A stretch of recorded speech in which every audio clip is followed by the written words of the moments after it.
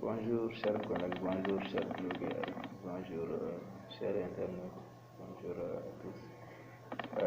Aujourd'hui quand même je tiens aussi à attirer l'attention des uns et des autres sur un phénomène souvent récurrent dans la résolution quand même des préoccupations de nos différents organes dans les services, dans nos services respectifs. C'est que,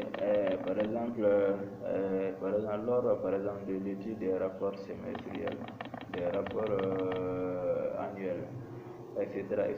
Donc, ou bien des privés, voilà, etc. Ou bien des rapports transmis par des ONG, etc. Voilà, ou bien des organes parapublics, etc.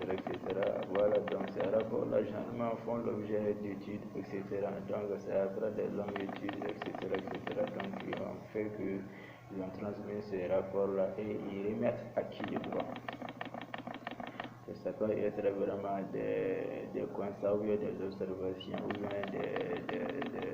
bien des observations faites par un organisme indépendant, voilà, un organisme indépendant au sein vraiment d'un organe de l'État, etc. ou bien d'une autre institution publique, etc.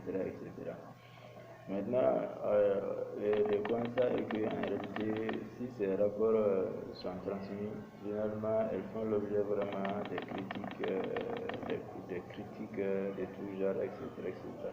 Donc, je pense qu'en réalité, euh, mes soucis, ce n'est pas de faire partie prise, non. C'est-à-dire que j'essaie quand même de montrer à ma manière la façon comment de procéder. C'est-à-dire qu'il est possible quand même de convaincre.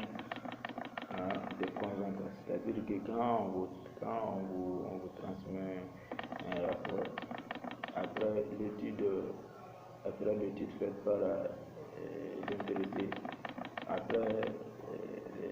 après avoir remis le rapport, je pense que vous devez quand même, l'organe en charge doit prendre connaissance du contenu du rapport.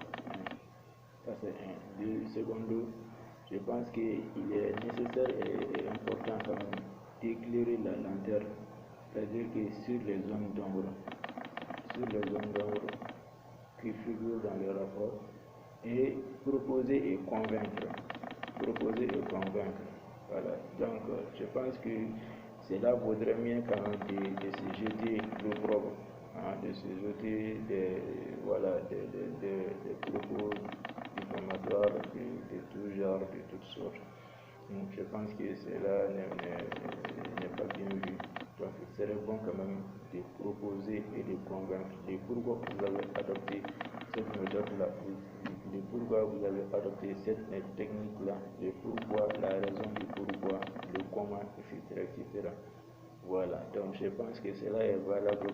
Je prends l'exemple seulement pour le rapport, mais cela est valable dans toutes les activités, dans tous les débats télévisés, etc.